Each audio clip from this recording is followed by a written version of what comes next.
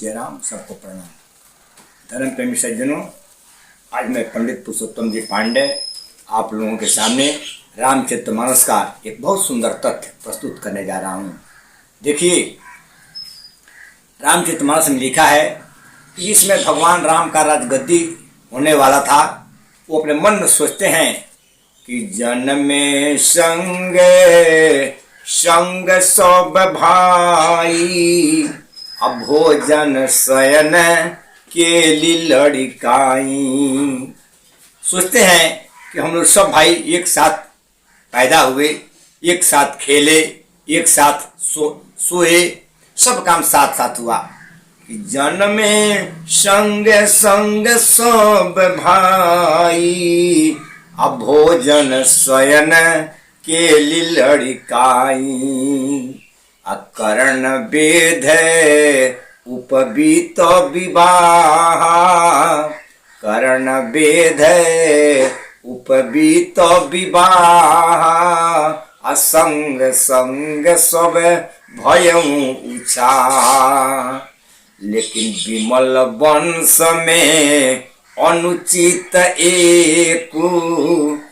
कि विमल वंश में अनुचित एकु, कि अनुज बिहाई अब बढ़ही अभिषेकु। भगवान राम सोचते हैं कि ये वंश में ये गलत परंपरा होने जा रहा है कि सब काम साथ साथ चारों भाई का हुआ, लेकिन छोटे भाई को छोड़ करके बड़े भाई का अभिषेक होने जा रहा है। यही गलत हो रहा है। विचार करने की बात है कि भगवान राम इतने सुंदर विचार रखने वाले थे और उस वंश की परंपरा थी कि कोई का बात कोई काटता नहीं था, हर किसी का बात हर कोई मानता था। इतने सुंदर वो वंश परंपरा थी। फिर भी जिसमें राम को वनवास हुआ उसमें सब कोई मना किया। यहाँ तक कि दशरथ जी भी कहे कि अगर सीता जी रह जाती हैं तो मेरा प्राण का आधार हो जाएगा, मेरा प्राण बच जाएगा। राम भी लक्ष्मण को मना किए कि लक्ष्मण कोई घर पर नहीं है, तुमको रहना पड़ेगा, नहीं रहोगे तो भक्त लाल नहीं है, शत्रुघ्न जी नहीं है, घर पर कौन रहेगा, इसलिए तुम भी रुक जाओ, तुम जंगल मत जाओ। लेकिन राम के मना करने के बाद भी लक्ष्मण जी नहीं माने, चल ही गए। और राम के मना करने के बाद सीता जी भी नहीं मानी, वो भी चली गई। ये वंश परंपरा तो यहाँ पर गलत हो रहा है। सबको जानने के बाद कि हम लोगों के नहीं रहने पर घर का क्या हाल होगा, ये मालूम सीता माता को भी था, लक्ष्मण को भी था। लेकिन फिर भी सबका बात काट के लक्ष्मण और सीता दोनों चले गए। ये कहाँ तक उचित लगता है?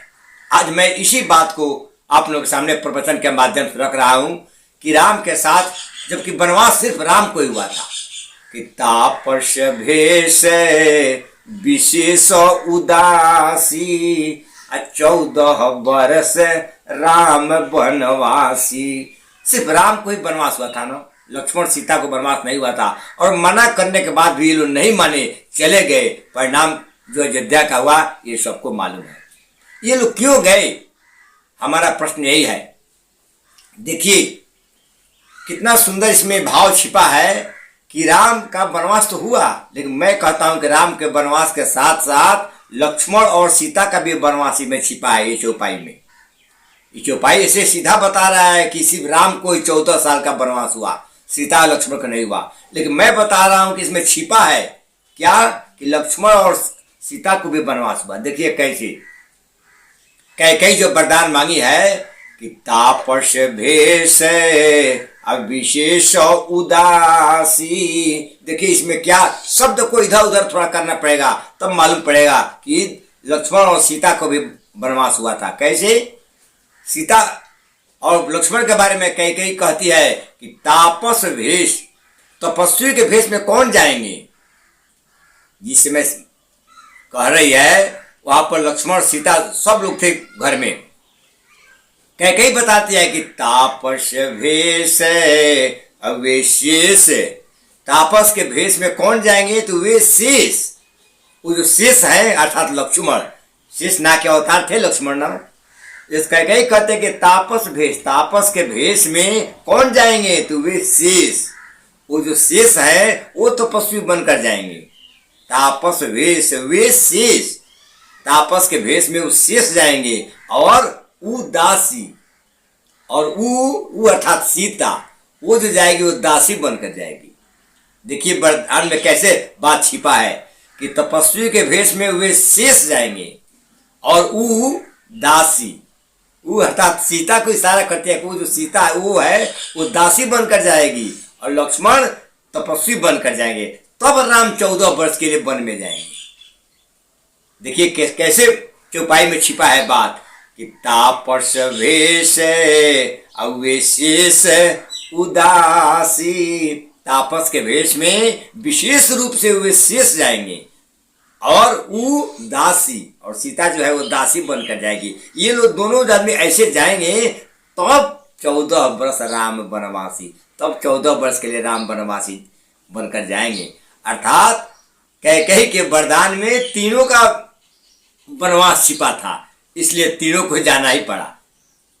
यही बात चौपाई तो सीधा पढ़े नहीं समझ में आएगा कि तापस वेश विशेष उदासी 14 वर्ष राम वनवासी, ऐसे पढ़ेंगे तो सीधा अलग है राम को वनवास मिला।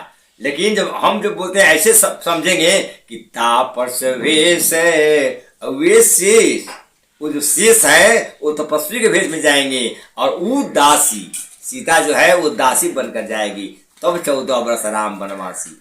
यही वरदान मांगा गया था, इसलिए सीता और लक्ष्मण दोनों गए। बंधु यही बात बता करके मैं अपनी वाणी को विराम देता हूँ। फिर इससे भी सुंदर रहस्य वाली बात अगले वीडियो में बताऊंगा, आप लोग इंतजार करें। जय श्री राम।